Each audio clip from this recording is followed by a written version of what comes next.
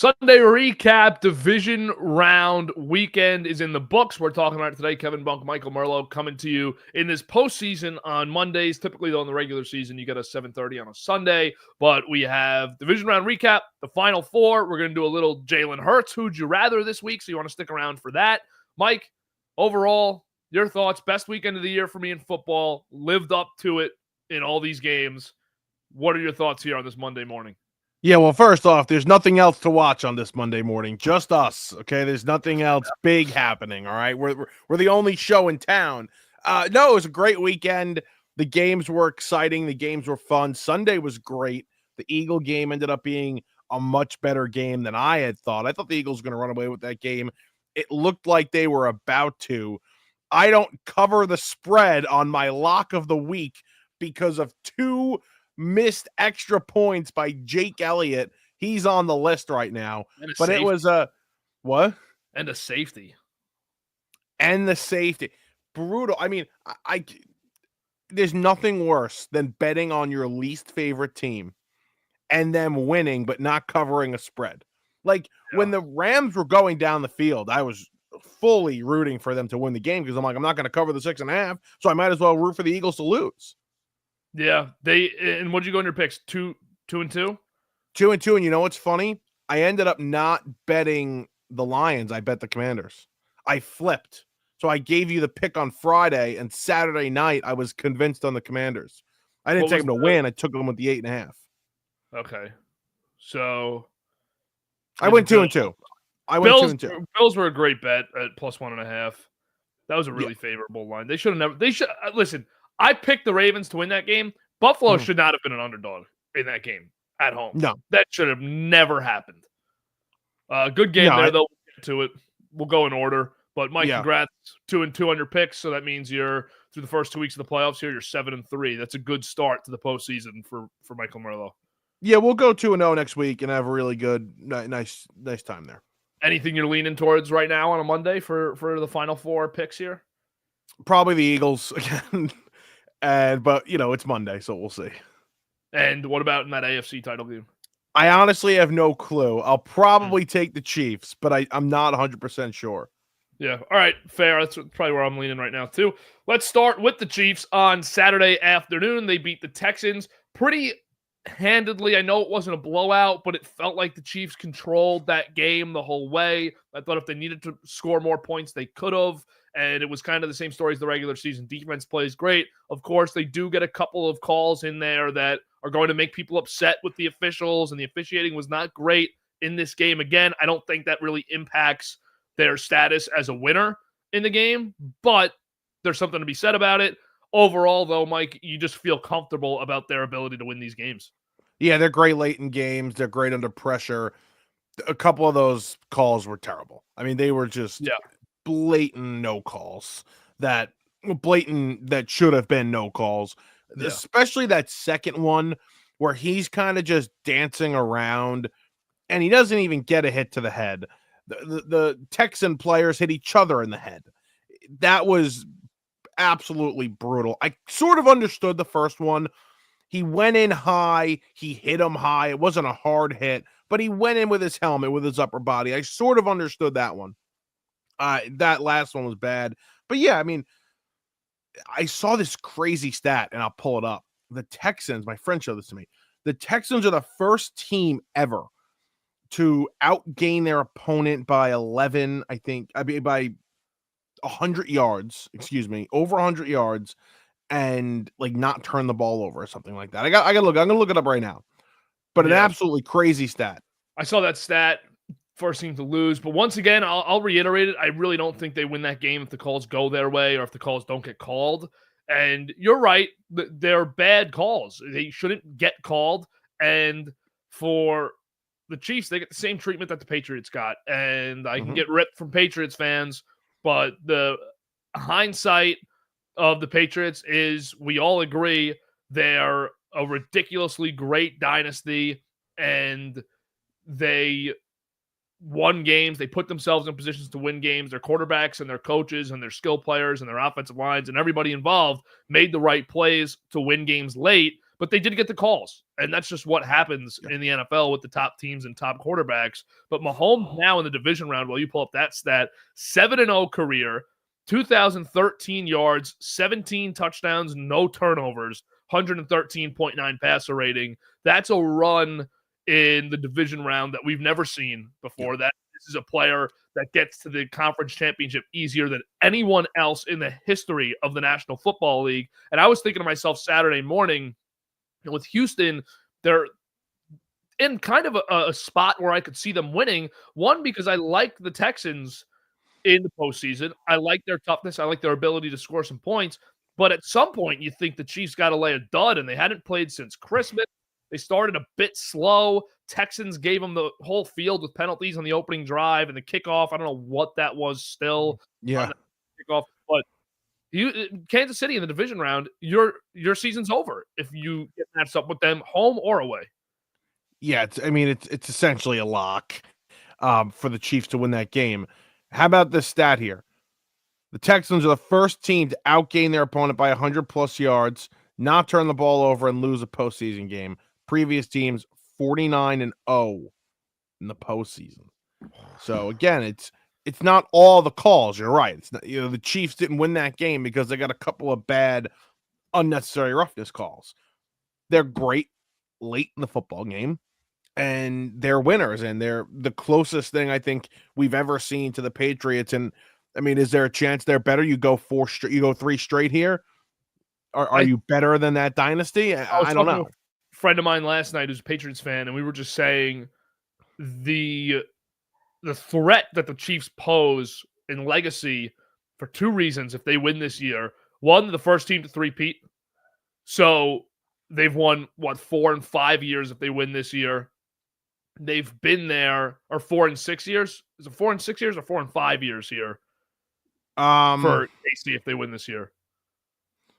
It would be 4 and 5 years. Right? 4 and 6 that they've won.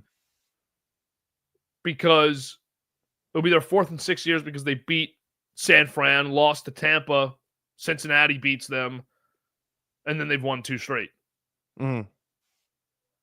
So 2 of the Super Bowl, 4 and 6. Yeah, it'll be 4 and 6, and then 3 in a row. But the Patriots never did it. So right away, the Chiefs have a leg up on them in that aspect of like 1 decade. Best dynasty, they're the best decade dynasty ever if they win 3 straight, as far as I'm concerned, and 4 in the decade. But now think about how young Mahomes is.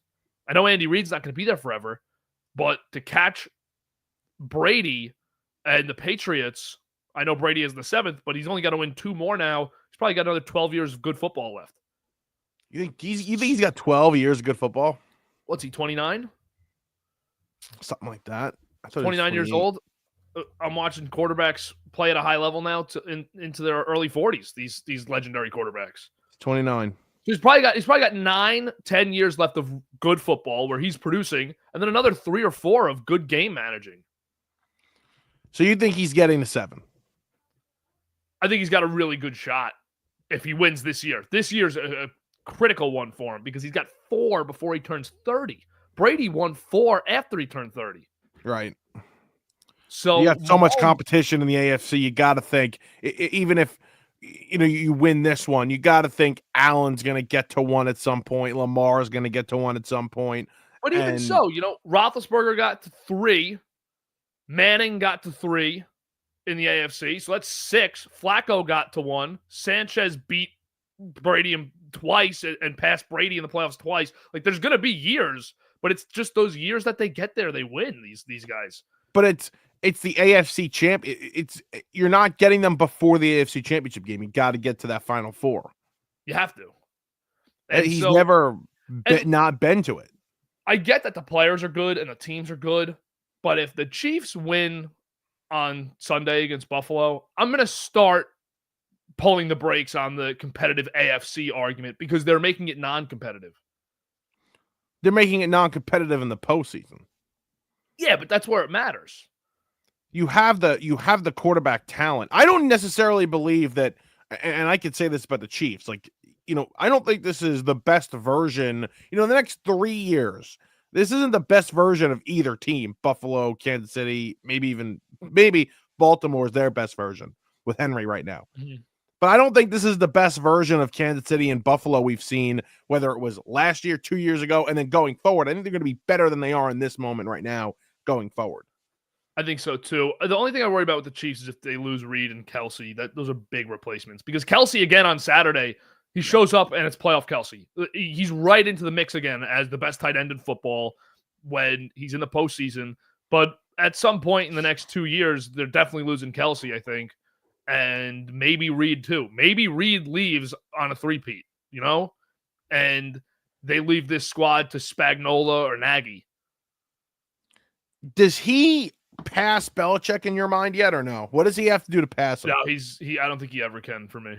For you, he never passes Belichick. No, I don't think he ever can just because Belichick, I'm a huge Belichick fan, and I know you're an offensive guy, so it'll give Reed a little leverage for you, but the three-peat's impressive, but Belichick had the best team in football for 24 years.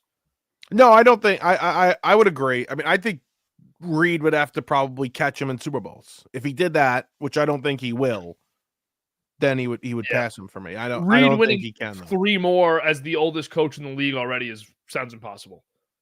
Yeah. So he wins 1 this year. He'd really have to win 2 in the next 3 years after this too to be able to do that. Go 5 straight, 5 out of 6. That would be ridiculous. then AFC is non-competitive. Yeah, if they go 5 straight. Then it's forget Allen.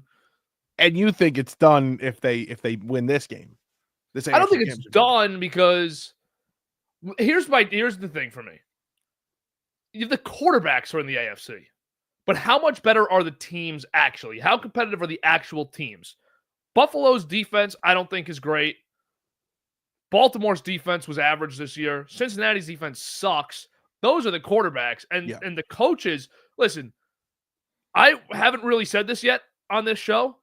John Harbaugh's got a little questioning to be done if we're questioning Mike Tomlin every year and we're questioning Mike McCarthy every year, John Harbaugh's got, and Sean McDermott, John Harbaugh's got a little bit of questioning to be done. So Andy Reid is so much better than the next best coach in the AFC. It's not even close. Who's the next best coach in the AFC? It's probably Tomlin, Mike. It's Tomlin or Harbaugh, yeah. Or the other Harbaugh. Andy Reid is way better. The only guy that comes close to Andy Reid now is McVay. Right. So you have Reid is so much better. Mahomes in these big games, I think, is way better than all the other quarterbacks. Mm-hmm. I really do. I think he's way better than Burrow. I think Burrow's overrated in big games, but he's good. But people are holding him up as if he's Brady in the big games. He's not. Yeah. Lamar is not good in big games, average in big games. And we'll talk about that later. But Allen is very good, but he's not Mahomes in these games. I don't know. I think the Chiefs are way better than all the other teams. I don't think it's as competitive. I think we just have the big name quarterbacks all stuck in the AFC. The rosters. I think Philly's better than any of these teams in the AFC.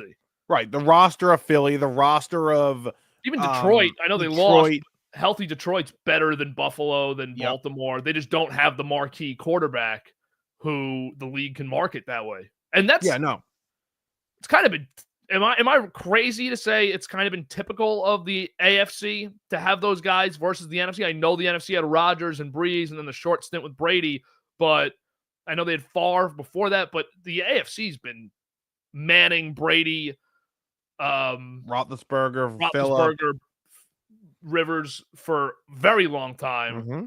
whereas the NFC has been 1 or 2 guys in that mix with a good team every year. I don't know. No. It's a good point. It's very reminiscent of those days with the top quarterbacks in the AFC. I want to say this about the game we watched. I'll save it. I'll save it for when we talk about the Ravens and the Bills, because that might have been the biggest divisional round game ever, with the implications for the quarterbacks, because now the immense pressure on Buffalo to now get this done against Kansas City. And Kansas City sitting there, like, they don't view it like this, but they have to think of it as we're playing with house money. No? I mean, against this team, with all of the pressure that Buffalo's going to have, Kansas City sitting there knowing how good they are in these tight games in the postseason late. Like, this is comfort zone for them. And for It's comfort Buffalo, zone. Keep going. Buffalo, the postseason is not comfort zone. It's just not. No, well, at least playing the Chiefs is not comfort zone. Right. But everywhere else, they seem pretty comfortable in the playoffs. I think I wouldn't call it house money. I think that's a stretch, only because you think about Brady talks all the time about 2007, the chance to be the undefeated team, and you never get the opportunity again. They're never going to get another opportunity to three-peat, I don't think. Right now, it seems easier to say the Chiefs are going to be there every year. They're going to get another opportunity to three-peat. It doesn't work that way. You lose a couple guys. You lose Kelsey. You lose, for whatever reason, it's just sometimes you're going to have a stretch of Bengals picked you off in the playoffs. Mahomes was banged up, and then Allen finally got you in the playoffs. It's going to happen. This is just how it goes in the sport. I think they have to win these games because the three-peat is such a massive legacy thing for these guys to get back. And there's also a rivalry with the Bills that I don't think they have with Baltimore, where you want to keep beating the Bills because the Bills get you in the regular season. They talk all this game. Their fans talk all this game about we beat the Chiefs. And then the postseason comes around, you remind them who's boss. Beat them last year in Buffalo. And he's the closest to Mahomes. I mean, for me at least, Allen's the closest. So I think Lamar can get his love and accolades while everyone still realizes Allen is the second best guy in the league. And him versus Mahomes is Peyton versus Brady. It's not Lamar versus Mahomes is not that, and it won't be that. It's Allen versus Mahomes is the rivalry in the league that everyone wants to see. It's going to be a great game, man. We said a few weeks ago, if it wasn't Buffalo, Kansas City, it's a crime. It would suck if it wasn't Buffalo, Kansas City. Yeah. I hate the Bills. I was rooting against the Bills. I like the Ravens. I love Lamar. But I know that on Sunday, I'm more excited to sit down and watch Bills-Chiefs than I am to watch Chiefs-Ravens. Yeah, it's going to be great. I can't wait to talk about what happened in that Bills game. I want to go back to the Texans quick. They changed the way I viewed their season. They changed the way I think a lot of people should view their season. They're tight in these postseason games, and they're comfortable. They play tight, I should say, and they're comfortable in these games. So, I think they play tight games. I tried to not contradict myself 3 times. They play close games, and they're comfortable. That's what I meant to say. And I think Stroud here has earned my respect. Again, I never really lost it for him, but I'm like, I'm good on, like, he's going to be just fine. It was a sophomore slump. We might see Jaden Daniels go through something similar. Who the hell knows? Bo Nix might go through something similar. We don't know. I'm fine with CJ Stroud here. Yeah, I think he should be. And their team had a lot going on this year that was out of Stroud's control, and that took away from one. The injuries were massive at the skill positions, and their offensive line sucked for most of the season. It was terrible. Yeah. Remember watching them on Thursday night against the Jets? And the Jets were just getting after it on Stroud. And he looked terrible. It was because he had no chance in those games to throw. He did not look comfortable. I think Slowick maybe tried some new things in the middle of the season. I have no rumors or reports to even confirm that or allude to that. But I think Slowick might have been trying some new things his sophomore year as well, saying, let's try and enhance this offense. But really sort of just stuck to what worked. And that's what they went back to for the postseason.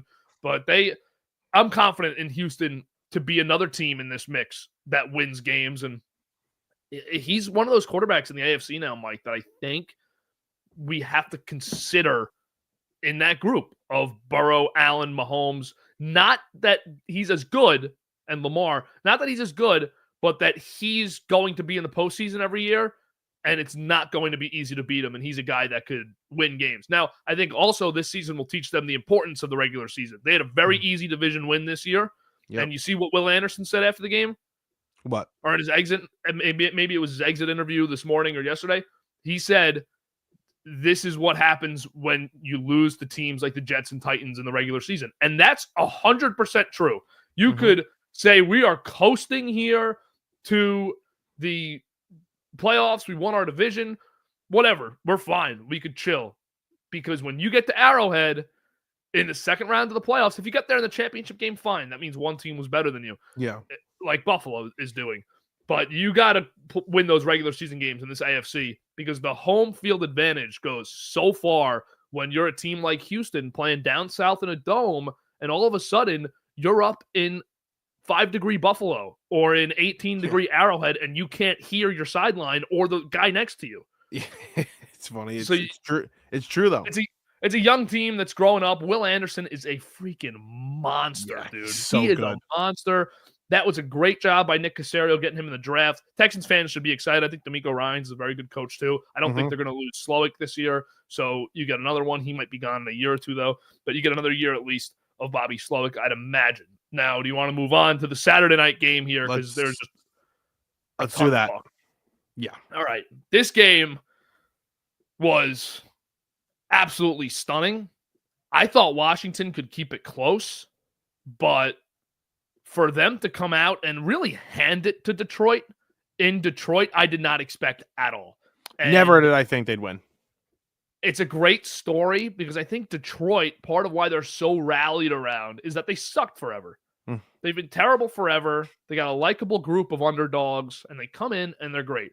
Well, isn't Washington the same exact thing, but it's just not as fun because it's Washington Commanders, and nobody really cares about that franchise yet because they kind of just rebooted it. Now, I look at the team. Dan Quinn is a loser of a head coach in everyone's eyes. Loser of a head coach. Blew that Super Bowl, easiest Super Bowl second half ever, and he loses. Up 28-3. Still don't know how it happened. All he needed was a field goal to ice that game. Then you have Kingsbury, a bum head coach who sucked in Arizona, who's like pretty boy college, can't lead a group of guys. And then you have Daniels, who at Arizona State transfers and his teammates are cleaning out his locker, posting videos saying he sucked. Goes on, wins the Heisman, second overall pick. Not good enough to be first overall pick. Now he's in the conference championship game. I just think that this team, the story of this team, first championship game since 1996 or 93, whatever it was. Yeah. And first playoff win since 2006 was last week. Now they're here. Great story. I don't know if you're excited about the Commanders. I am, but you're in the division there with the Giants, so I don't know if this really gets you going. Yeah, I mean, it's scary. It's certainly scary. It gives you no hope whatsoever that your team will be able to come out from whatever pile of what you're in.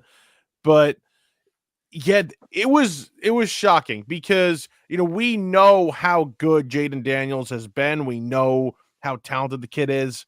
But for him to do it on that stage in Detroit in a tough place to play, the performance that he put on was unreal. The throws that he was making, the plays that he was making, he is so different.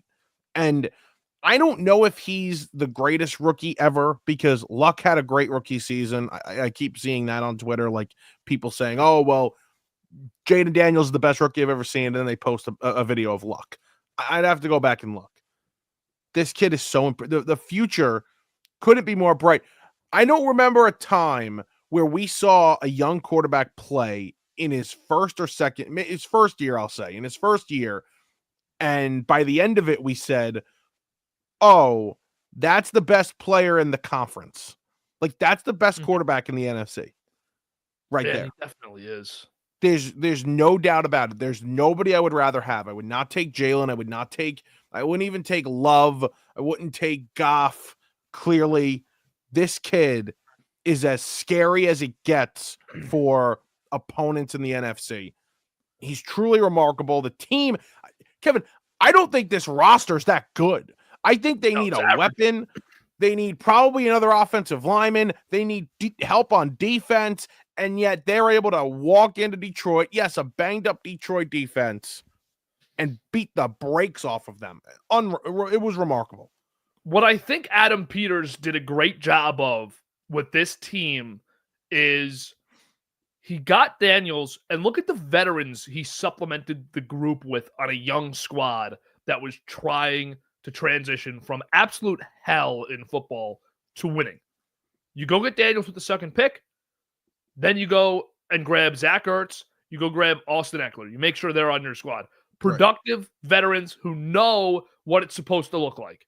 You have Terry McLaurin already, so you don't have to go out and get that veteran receiver that can be trusted by your young quarterback. And on the defensive side, you'll get a guy like Bobby Wagner, who absolutely understands how it's supposed to look, loves your coaches. And that's another thing with those guys. Ertz loves Kingsbury from the time in Arizona. Wagner loves Quinn from their time together in Seattle. It's just a match made in heaven with these veterans. And Adam Peters did a great job of that by saying, listen, we don't want to, I keep going back to the Jets today, and I hate to do that, but like when the Jets drafted Zach Wilson, they had the youngest roster in the NFL. They didn't have veterans on their offense. They had all these young guys, and that was a number 2 overall pick. Last year, I think we saw a little bit of inexperience with the Texans, but Stroud was so mature that he overcame it. Now with Daniels, a guy that probably wasn't ready to start week 1. I didn't think he was. And he gets all these veterans to support him, and he's great. Great right away. They had a rough week 1 game this year. They beat the Giants week 2, and they never looked back after that. Giants set them in the right direction, Mike. But Giants should have won that game. They should have. Remember, they didn't have the kicker. They had no kicker. They had no kicker that game. And that was the start. And they would have been, if they won that game, they would have been here right now instead of Washington. Oh, you think so? Yes. Daniel Jones leading the group here. Nope, that's what would have happened. But Commanders, Adam Peters is great. I cannot believe, I'm sorry that the Giants didn't hire him a few years ago. I thought he was like the biggest layup GM hire ever if he wanted your job. And right now, was a good candidate too, though. He was a good candidate. He was a good candidate. Peters is one of the only GM candidates that, and I really, once again, never worked with the guy. Don't know what he really contributed literally to San Fran. You could infer what he was able to do, but you don't really know what he contributed. I had no real backing of why I love Adam Peters so much, besides the few things you were able to hear. Just always seems like a real home run guy, though, that he was just a safe guy for these franchises. And for Washington, the story of the underdog goes back to last offseason, too, where everyone in the world said, you got to get Belichick. You got to get Belichick. They don't even interview him. Everyone says they're nuts, that the new ownership doesn't know what they're doing. Then they go and offer Ben Johnson a contract. He says, I don't want to come coach here. And Dan Quinn goes as basically a third best option and just a safe, high floor, low ceiling kind of retread head coach. And they might go to the Super Bowl. Mike, I think they're winning this week. I don't know if you feel that way. I think they're beating Philly this week. I don't feel that way. We could talk about that more as we go on. I don't think they're winning this game. I like Quinn. I've always liked Dan Quinn a little bit more than others have. I thought when people were considering firing McCarthy, I thought the Cowboys had the next head coach on the roster already. And that was obviously Quinn. But obviously now that was Kellen Moore, who was also there. Apparently Brian Schottenmeier is the favorite right now to get the job. He's been the OC the last 2 years, right? Yeah, and he has been calling plays, by the way. McCarthy was. So, yeah, I've always been higher on Quinn, but again, when you look at the potential candidates for that job in Washington last season, Belichick, Ben Johnson, others that were mentioned, it kind of felt like Dan Quinn, as much as I like Dan Quinn, was the third or fourth option, and it didn't feel as good. Feels pretty good right now, doesn't it? Cliff Kingsbury not joining the Raiders was one of the better things to happen to this franchise. Everything has gone right for them, and I'm excited to see what Kevin, like, they could go to the Super Bowl. They could win the Super Bowl. I'm looking towards, even right now, next year, of how much better are they going to be when they start really adding to this roster. Yeah, and that becomes an even tougher task, I think, for a general manager and Adam Peters, that you don't have this honeymoon period now of you get 2 or 3 off seasons to build this squad up, and then people will start to put some pressure on you. Now expectations are through the roof. So that could get a little difficult from that aspect for these guys. But I want to go to the Lions here. Lions now are losing Johnson. You assume they're losing Glenn. It sounds like Johnson's a definite to leave, probably the Raiders by the end of the week. Glenn is expected to be out the door. Dan Campbell said this morning he's prepared to lose both, and they are operating moving forward as if they are losing both. And you'd imagine, at least from Johnson's side, on the offensive side of things, he already has a successor in Detroit that will step up and continue his system and his play sheet. But on the defensive side, we'll see. Dan Campbell said it after the game, and I love that he said it. You might not get back here. This might have been your shot. I completely agree with him. Lions fans should understand that it's not easy to get to this point every year. Last year, they were in the conference championship. This year, they were the 1 seed and got bounced in their first game. I don't know if Detroit gets back, Mike. No, I don't think, I don't know. I would guess no. This is the best coaching staff you're going to have. This is arguably the best team you're going to have. So it's going to be brutal. How much better can Jared Goff be? I don't think he could be much better than he was this past season, especially losing the OC that he's had so much success with. You know how I feel about Campbell losing both of these guys. I don't think this is going to end well. I would not pick them to win the division next year. I would be on Green Bay, depending on the moves they make and seeing what happens with Minnesota. It's a brutal division, and they've got some great coaches in this division. Campbell, probably one of them, but he has benefited from a great coaching staff for the past couple of seasons now, and I don't know how this is going to unfold going forward. You have to what I would expect here from the Lions is I think it will be, as I just said, a guy. I think Mark Brunell will be the guy, former quarterback in the league. Right now, he's their QB coach or their pass game coordinator, and he's been turning down interviews for OC jobs and head coaching jobs. I think he knows he's getting that job. Okay. Now, on the defensive side, I think Campbell should be looking to go get a guy like Robert Saleh if he was available, like Lou Anarumo, that really understands defense, has proven to be good at calling that side of the ball so that you don't have to worry about it at all. You have to be there with this new offensive guy, adjusting him in, probably going to be a first-time play caller, and you have to get them ready and really focus on that side of things and let a veteran guy run this defense. Wink Martindale, another type of coach that I could see in Detroit, but it's going to be interesting for them moving forward, man. They don't have, Kevin, there's a chance. I'm high on JJ McCarthy. Let's just say he's the guy. There's a chance Goff by the end of next season is the worst quarterback in the division. Absolutely there's a chance. And that's as much of a praise on the other three guys as it should be considered a knock on Goff. You're not sitting here saying Goff sucks, no, but you might fall behind pretty quick. This is the best division in football. So one season, they win 14 games this year. Mm-hmm. One season of 14 or 15 wins could be wiped away and turned into 7 or 8 wins next year. I don't know if it's that, exaggerated. I don't think it will be. They're a playoff team next year in my mind, no matter what happens this offseason. But it could happen. They could drop off significantly. So could Minnesota. 10-11 win team wouldn't shock you. Mm-hmm. But I would predict he's going to be the third best quarterback in the division next year. I think Caleb takes the next step, and I think Love might be already better than what Goff is. I'm going to throw you one that you would love. There's a chance we're sitting here a year from now saying not only that the worst quarterback in the division, but the worst head coach in the division. Yeah, I don't think that's far off. Chicago landed Mike McCarthy, or if Ben Johnson were to go there and be great, or if Pete Carroll went there and put them in the playoffs, you could be sitting here saying, I'd take any of the other 3 coaches or quarterbacks over Campbell or Goff. If McCarthy goes there, figures out Caleb, he's calling plays, they're in the playoffs next season, yeah, I will say Mike McCarthy's a better coach than Dan Campbell. I already said it, so, yeah. And I think, for the record, as of today, I think Goff is the best quarterback in the division, as of today. So I don't think it will happen, because I like Goff more than I like Love. And I think he's better than Caleb.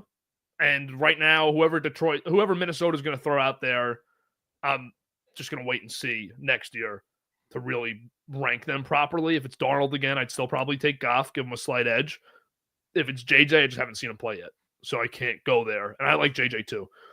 Interesting future coming up for Detroit. I think next year, or last year's conference championship game, is going to be one that lingers in the minds of Lions fans forever, for a very long time, because this year you got caught by a house money team that just had all the momentum. Last year, you had a chance to beat the Niners and go to the Super Bowl, and possibly win it, and you left a lot of points on the table and lost that game and blew a 2-touchdown lead. That's the game that I think is going to be looked back upon as the real backbreaker for the Detroit Lions. And they were healthy last year. They were not healthy this year. Yeah. We have an interesting comment. I can see the comments today. We have an interesting comment there that I'd like to talk about for a second. If you put it on. First of all, Brendan, let's change the YouTube thing there. We know he's certainly not a Giants fan anymore. We could say that. Yeah, it is. Sirianni works in Philly. I don't think Sirianni works anywhere else other than Philadelphia. And I think we talked about this last week. He works in Philly, and he's very successful in Philadelphia. And we can only judge what he's done in the spot that he's in. So, yeah, he is. I can't believe I'm saying this, but, he is a top 10 coach. Would I take him over Campbell? They're very even in my mind. That's a good would you rather next week or something like that, especially if they win this week, if they beat Washington. That's a good would you rather for next week. I don't know where he ranks on my top 10, top 12, but he's certainly up there at this point because you can't just throw out the door all of the winning that he's done. There's also a difference in expectations for the Eagles and their fan base now that they've won a Super Bowl. They've gotten that monkey off their back, and they move forward here as a contender every year. Detroit, the fans are just happy to be here, and they're happy to have a guy who's so perfectly spoken for their city winning at the helm. The problem that Sirianni gets himself into is he doesn't speak well or present himself well with the media on a lot of different occasions. You have him yelling at fans, and whether they were Browns fans or Eagles fans in the beginning of the year, or he was cheering with them or screaming at them, which he was absolutely screaming at them, he was yelling at fans after a win, and it looked so childish. And you have him in the regular season last year at Arrowhead after a win, screaming at Chiefs fans, cursing at Chiefs fans, after he lost the Super Bowl the year before. And then they won it 2 months later. So it's just a little bit childish, the antics of Sirianni. That's where he gets the hate from. And Campbell is not that guy off the field. He's not. Certainly the on the field, off the field antics, I agree, they're childish from Sirianni. The one thing I will say is if you don't start winning, like getting to Super Bowls, like Sirianni's been to one, they're in the conference championship every year now. If Campbell, if this becomes a norm, losing games that you should win, where you're blowing games in the championship game or you're losing to the 6th seed at home off a bye, if these things continue to happen, that message will also run dry in Detroit. That's the one thing I'll say. The aggressive antics, I'm the biggest tough guy in the world antics, whether they're antics or not, those will eventually run dry. You look at the coordinators too and the role that they play in the locker room. There is no doubt, maybe he doesn't end up being a head coach. That will never change the fact that Aaron Glenn, whether he's a great head coach or a terrible one for 1 year, that Aaron Glenn means a lot to that locker room. You saw Kirby Joseph the other day on the Kay Adams show. I don't know if you actually saw it, but he was saying on the Kay Adams show, he was joking. He was like, I don't know what everyone sees in Aaron Glenn. He's terrible. I would not hire him. Yeah. Because he wants him to stay. They all want him to stay there. And he's done a good job with a unit that isn't loaded with talent. He's developed talent very nicely. And, of course, they were so injured this year, but they looked great when healthy. And Johnson, maybe he's not that huge culture creator verbally, but the fact that he's calling a great game and he's developed these playmakers and he gets them all the football, that's something he does so well, is he gets everybody the ball. Everyone eats in that offense, and Goff has the career years, so there's no reason to complain, and I'm sure he's a good guy that they love too, but in a different way. For Campbell now, he loses those two supporters, and if you hire the wrong coordinators who will mess with that and then not call as good of a game and not develop the players on the field properly, then it will start to unfold. And as we said, It's not going to be a cakewalk to win that division every year. You can never win 10 games and win that division. You have to win 12, 13, 14, 15 games. And this year, the two best teams in the conference were playing the final week of the season. The best teams in the conference couldn't clinch a division by the end of the year. So it can't be 10-win seasons for Detroit to keep great happiness unless you're winning games in the playoffs also. And the one point I do want to make about Johnson also, if he's heading to Vegas, man, what that is just, I can't think of a worse spot. I can't think of a worse spot for Ben Johnson to head. That is Las Vegas. You want to go into a division with Harbaugh, Reed, and Peyton, with Mahomes, Herbert, and Knicks? Are you kidding me? Are you kidding me? The NFC North has more upside as a coach to the Bears because you could argue Packers are overrated. Minnesota has a quarterback question. And McCarthy, you could, if you're trying to just put a positive spin on it, you could say, well, McCarthy might stink. And they might not be that good. They're also probably going to lose Flores in the next year or two, and he's a huge thorn in the side of that division. And if you're Johnson, you might be able to look inside of what you know about Detroit and say, I think with us leaving and with the free agents they're not going to be able to keep, and with Goff, I think that we could beat this team. Over in the AFC West, with Mahomes and Reed, it's just a buzzsaw. With Mahomes and Reed, they had the worst year of their careers or of their Chiefs tenure together this year, and they lost one game. Yeah. They lost one game, excluding the last week of the season where they benched everybody. So how excited are you about playing them? Denver with a Super Bowl winning coach is going to be great. And the Chargers with a top 7 head coach in the league and a quarterback who's very good. A franchise guy, no doubt. We could say whatever we want about Justin Herbert. And I know you agree. But franchise guy, no doubt. Top 7 guy. Have that with the Raiders. They've actually not had that since Stabler in the early 80s, a franchise guy. Late 70s, early 80s was the last time that Vegas had a real franchise quarterback. I don't count Derek Carr as that. It's, yeah, I just, again, like, you think of other spots for him. Think of other spots for Ben Johnson to go to. I mean, I could think of, the one that we've talked about the most, which is Jacksonville, right? Jacksonville will be the perfect spot. I see here Brendan suggesting Miami if they were to let go of McDaniel, which they're not. That would be a good spot too if he was able to go there. Obviously, it's not available. I don't know. If I had to put my money on somebody to be a successful head coach, and I'm between Glenn and Johnson, my money's on Glenn just based on the way those players respond to Glenn. Well, unless Glenn goes to the Jets. Then he's done. We know it's a failure. Yeah. It's done. Once you put on the green and white, it's over. It's done. Let's go to the Sunday games quick. Let's move quickly through those as quick as possible. So much to talk about with these games. Rams, Eagles, very good game. Hurts, we're going to talk about in a moment with Hurts. Would you rather, but not super high on Hurts after this performance. It did nothing to elevate it. I know it was a snow game. Stafford was good, not great.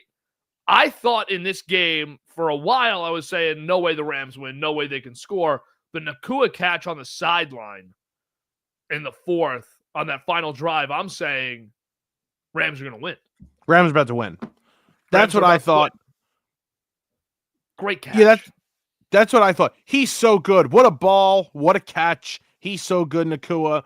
At that point, I'm with McVay, and you heard McVay after the game. After that play, he's like, we're winning this game 29-28. And I'm like, yeah, that's how I kind of felt too. But Puka's great. That team is going to be just fine. That defensive front is unbelievable. 7 sacks yesterday on Hurts. When you make the Eagles' offensive line in pass protection, I won't mention the run game because they obviously got gashed. The entire defense gets gashed there. But 7 sacks on that offensive line is certainly impressive. So give them credit. Verse talked all that crap, and he backed it up with a big game. He did. Got to give him credit. They don't win the game, but Jared Verse talking all that crap earlier about Philadelphia, he goes in there and plays a big game.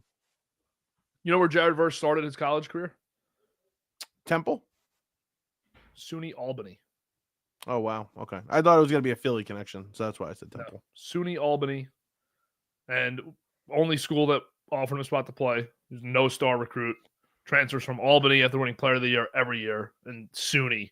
Yeah. Which is just ridiculous that he was there. Like, you look at pictures of him at SUNY Albany, and he's a massive pass rusher. Yeah. And he was the same size when he was at Albany. And the guys on the team are standing next to him, and it's like he's playing JV football. And then he goes to Florida State, and he's the ACC Player of the Year, first-round pick, Defensive Rookie of the Year now, dominates. And how about replacing Aaron Donald? We thought that was going to be tough. Not that he's Aaron Donald, but with him and Fisk, the whole group, Byron Young, Kobe Turner, the whole group, they replaced. They're better at pass rushing than they were with Aaron Donald. Yeah. No, it's insane. And it was like the second half of the year. They're such a young defense. They just got better as time went on. Young defensive coordinator. He got better as time went on.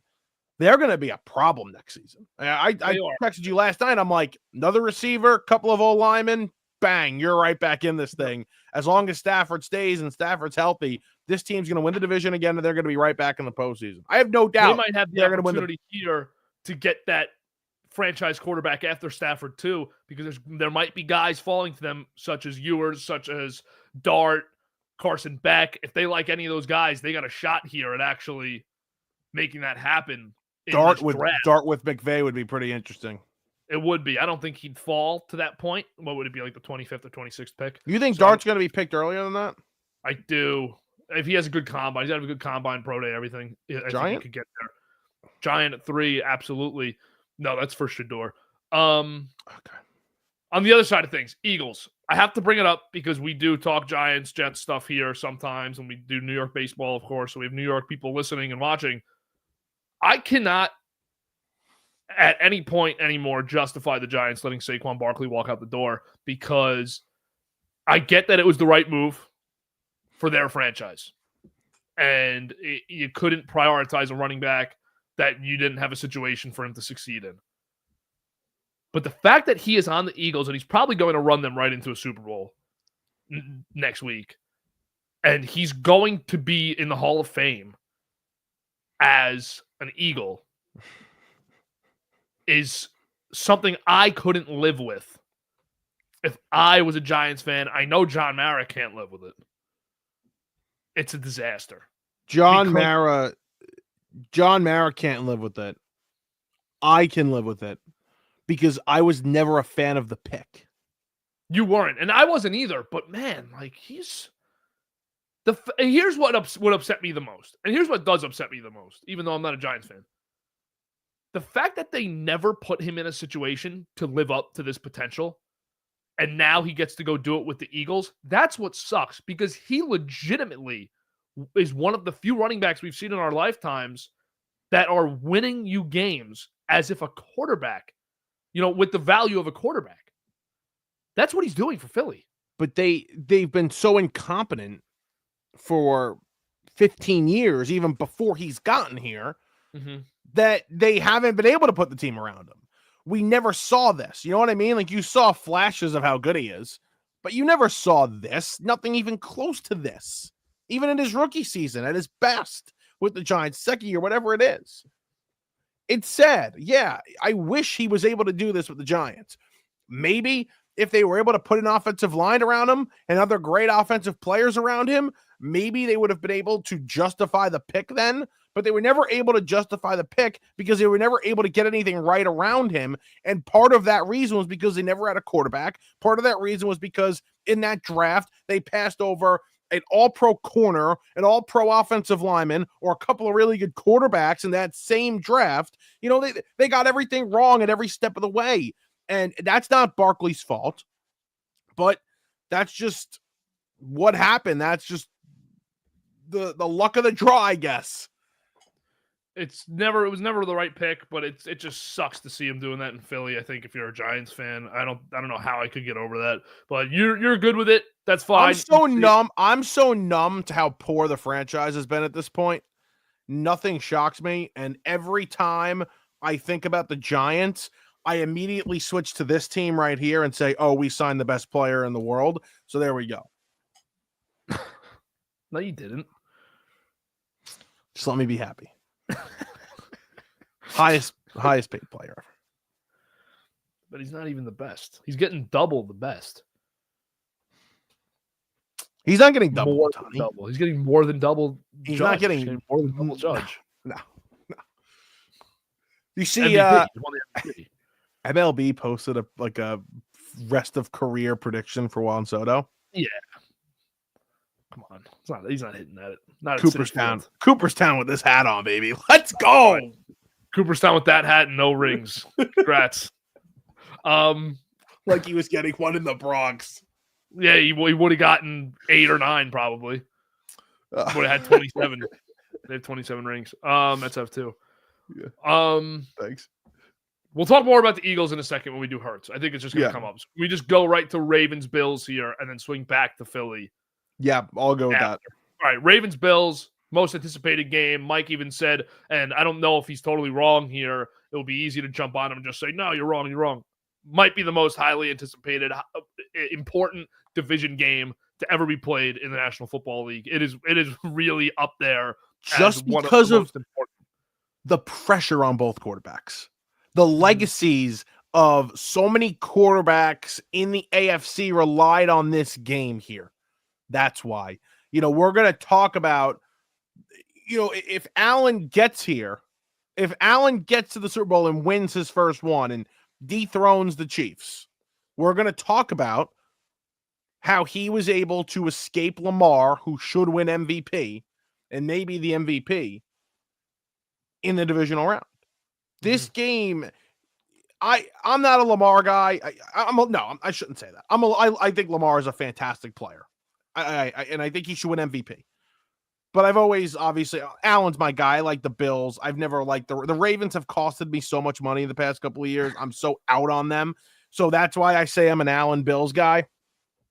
I felt bad for Lamar last night because although he turned the ball over twice and they led to scores, he didn't deserve to lose that football game. You know what I mean? Like, no quarterback deserved to lose that football game last night. Yeah. Not in the way they played the game, just based on the season that they had.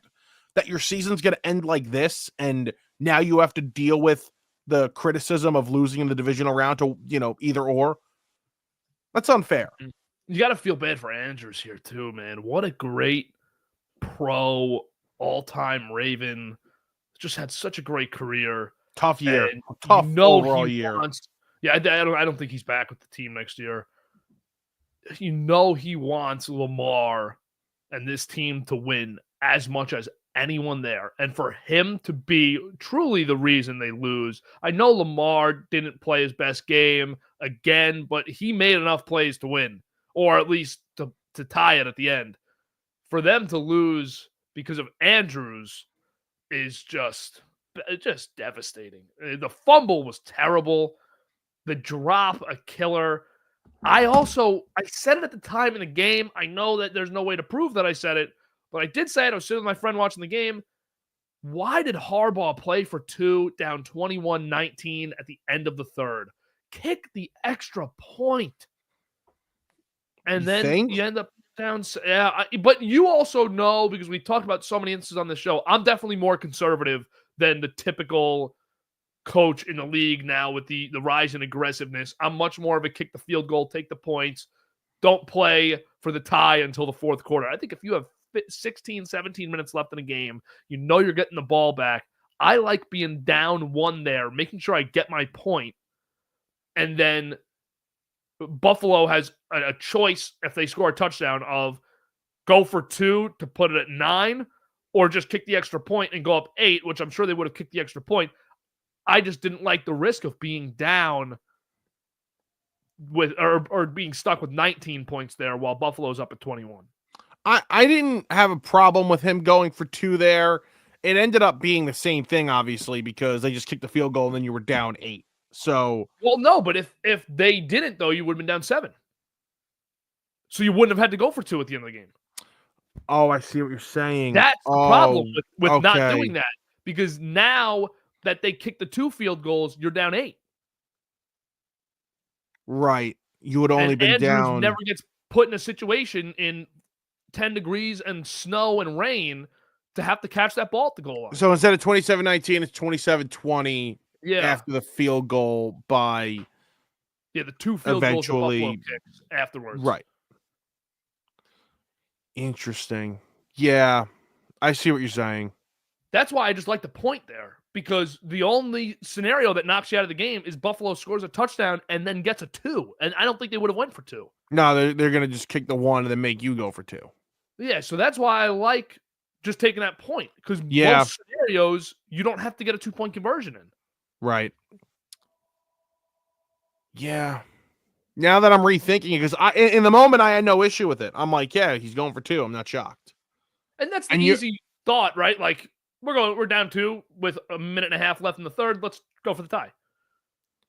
Interesting. So I don't want to bury him for it, but I just think take the point. Right.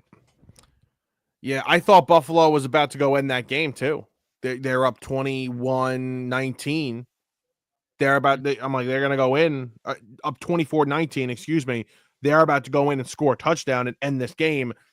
Ravens hold them, get the ball back. Lamar goes right down the field. Again, that's why Lamar, give him credit. He went right down that field. He scores a touchdown. And they would have great play. They were moving right down the field when Andrews fumbled. They had 2 or 3 plays on that drive that they were just ripping chunks off. And that was a big play to Andrews on the fumble. That was a big play. Like a 25, 30-yard gain. And Lamar made a great play, escaping, rolling out to his right, and throwing it down the field. Yep.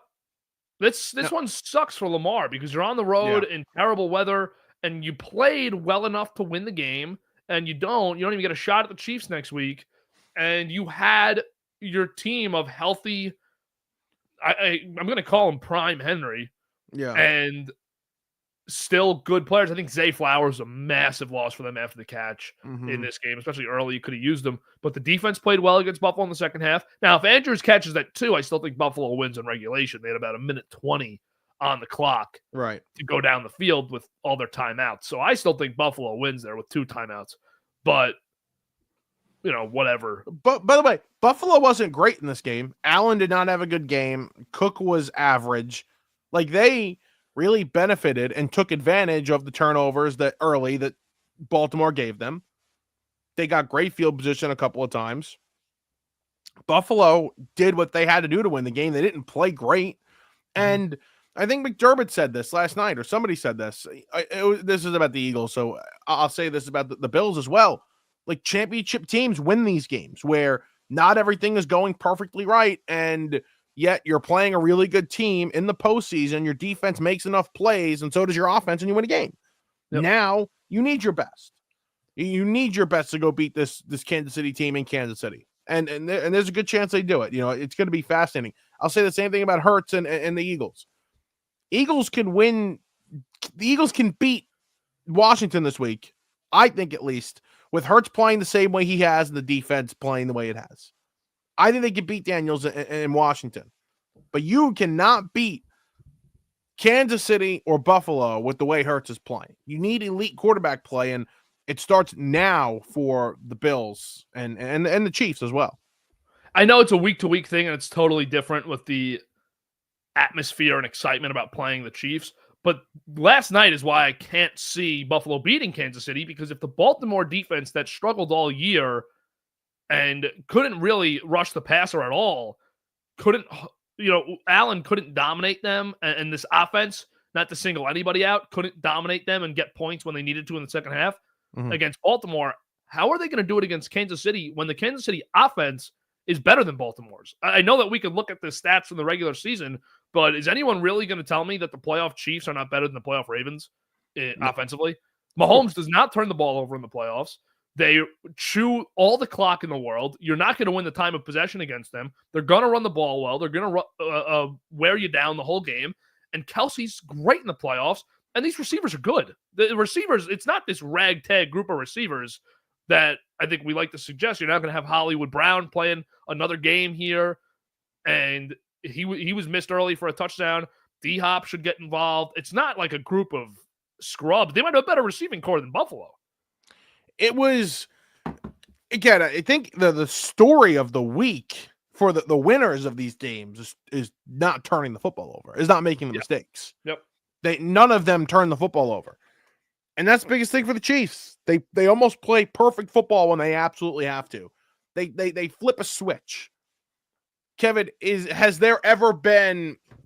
There has been.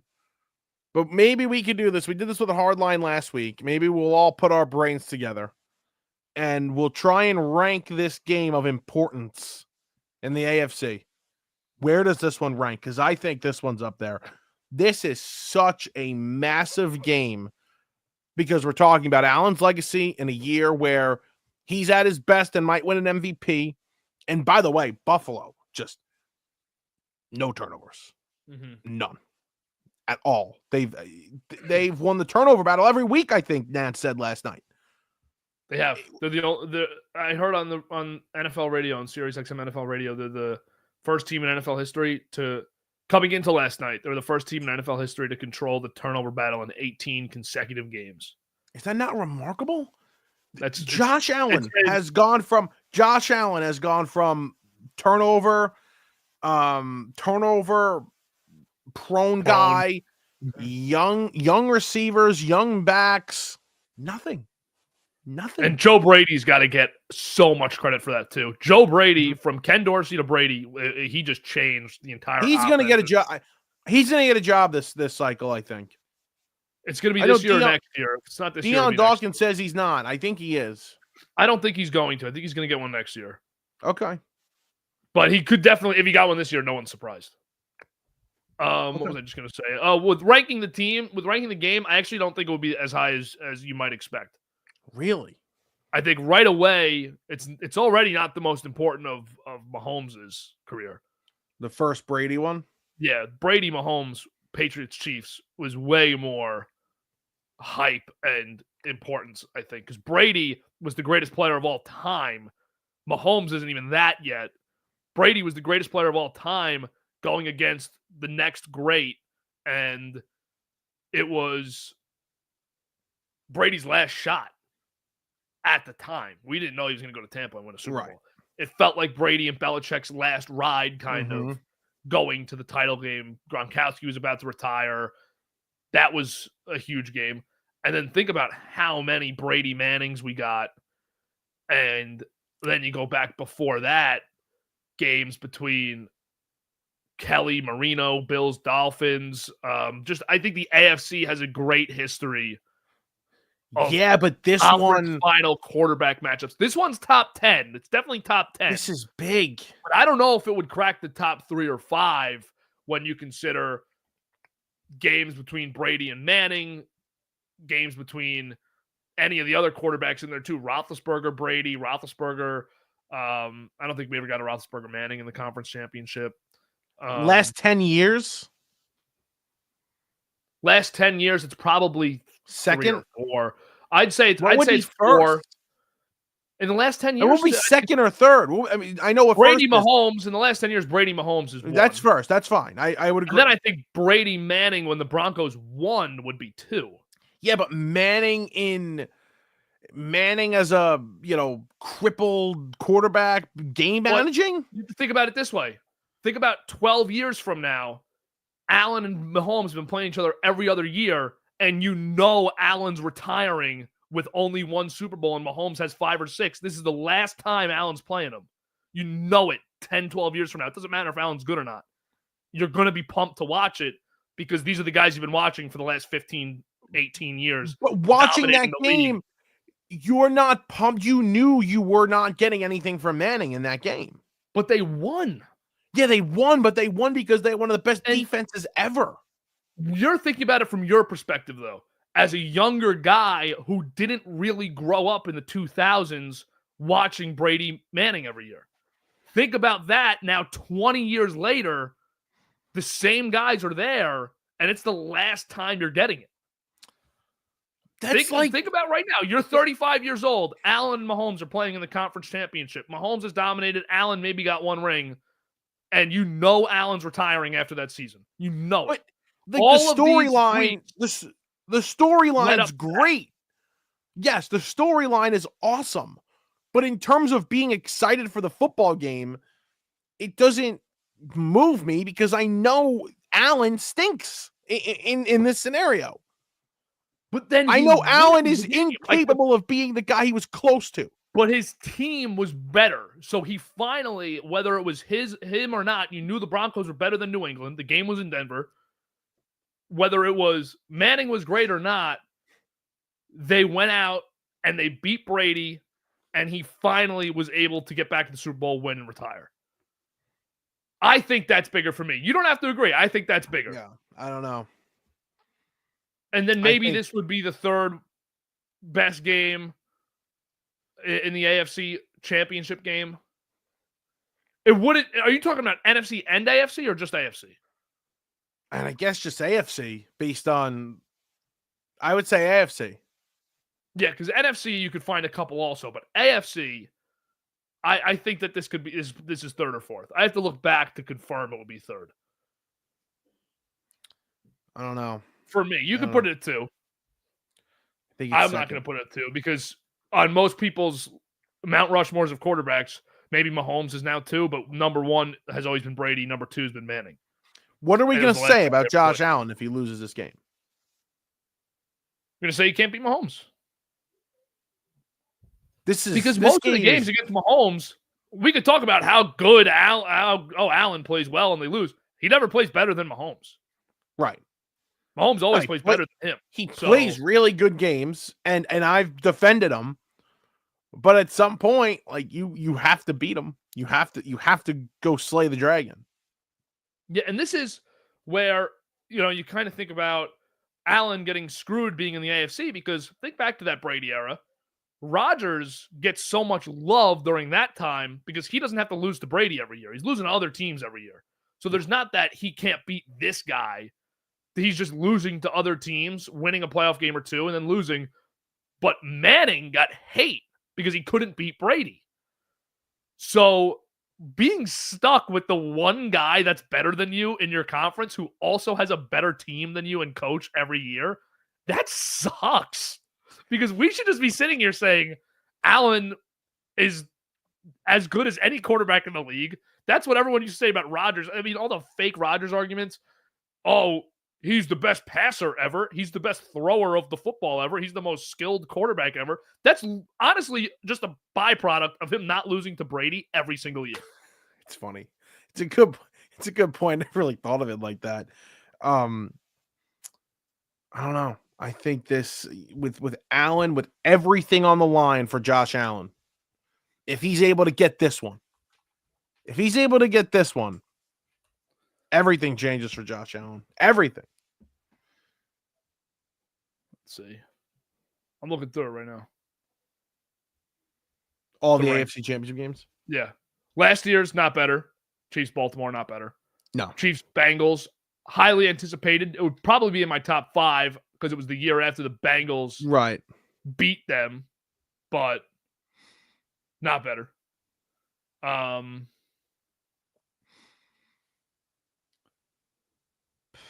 Patriots Jaguars. Bortles. No love for Bortles. Not Luck Brady. Wouldn't get it. No.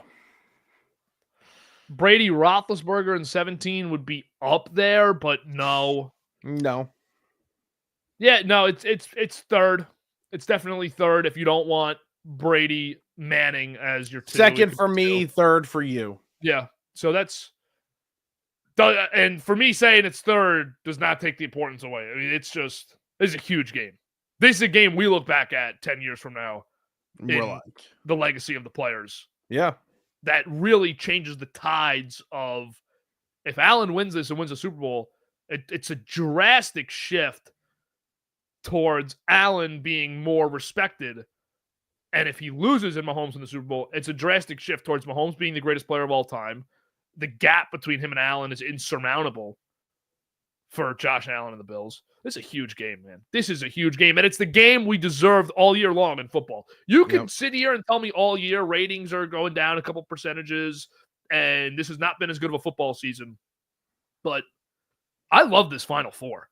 You have a rookie quarterback who, right now, this team is electric, and this offense is electric against their rival Eagles, who are probably a little worried to play Washington. Let's be honest, all things considered. I don't think so. I think third time they played them this year, Washington's not going to be scared of a thing in this game. They're not supposed to be here. They're playing Philly, who they're very familiar with. They've already shown they can put points up against their defense. I think that this is the ultimate house money advantage game for Washington. And Philly is sitting there saying, we've had this great year with Barkley, and we could lose to the Washington Commanders to bounce us. I don't think they're viewing it like that. I think they're viewing this as, if Hurts doesn't get hurt in Washington, we're 2-0 against this team, and but our defense is that good. Think back to that game. Pickett, they put up points with Pickett. Devontae Smith dropped that ball. That wasn't because they didn't score. And Washington went blow for blow with an Eagles offense that was scoring points. All right, maybe Hurts controls time of possession a little better. They take a possession away from Washington, they win. But that wasn't some Hurts got injured and we didn't score for the next 3 quarters. What was the final score? That 35-31? No, it was. But okay, if he catches that football, then they beat them without Jalen Hurts. They beat them without their starting quarterback. But he didn't. I'm just saying. Mark Andrews didn't catch it last night. Right, but like regular season game, backup quarterback in the ball game for most of it, they win that football game. It's not like Devontae Smith makes every catch. No, he's not Mr. Stickum. This is a guy that's dropped some balls in his career and some big passes too. I love Devontae Smith. The Eagles can lose this game, and the fact that if it happened against Detroit, okay, it happened against the 1 seed. We were on the road. If it happens against Washington, there will be pitchforks and torches outside of the link, and it will be ugly for Nick Sirianni and the Philadelphia Eagles. That'd be some scene outside of Philadelphia. Ugly. If Jaden Daniels goes in there and puts up 30-plus points and wins, which I absolutely think – I think this game's going to be like a 42-35. You think? Barn burner. And I'm not saying that I'm picking a winner in that. I think both teams are putting up 30-plus in this game. I think I like Philly. I think I'm confident in Philly. They got the best defense in the game. They're the best running game. Their quarterback is good enough to go with Daniels. The coaching staff's definitely on par. They're the better team. Better offensive line, better defensive line. Washington's just got to be better one day. Aaron Glenn will be in person tomorrow with the Jets. Or today. About time, dude. And then also with the Saints. So I think the Jets are first and the Saints are second. Can't let them walk out. Can't let them walk out. No, I can let them walk out. I want to interview Flores in person again. And then I'd want to interview Big Artie Smith again in person. Yeah. He's my disaster. Breaking baseball news. Blue Jays are in agreement with Anthony Santander. Pending physical. That was going to end up happening. You want to go to Hurts? Would you rather? Yeah, let's do that quick because I got some Alonso news here. Oh, what do you got? Yeah. The reality that Alonso returning to the Mets is still on the table. The two sides have recently spoke, and it is clear that each side is the best fit for each other, according to Robert Murray. So he's an angel. No, that's actually not how that works. All right. Well, we just read it differently then. We understand it differently. Right. All right. Jalen Hurts, would you rather? Let's go. First name on the list today is his opponent, Jaden Daniels. Yeah, it's easy. Daniels is the best quarterback in the NFC. It's Jaden Daniels. Dak Prescott. I would take Jalen Hurts. I think the mobile aspect of Hurts would put me over the edge. I would take Dak, but it's close. It's the closest one on the list. You're our contestant. It's the closest one on the list.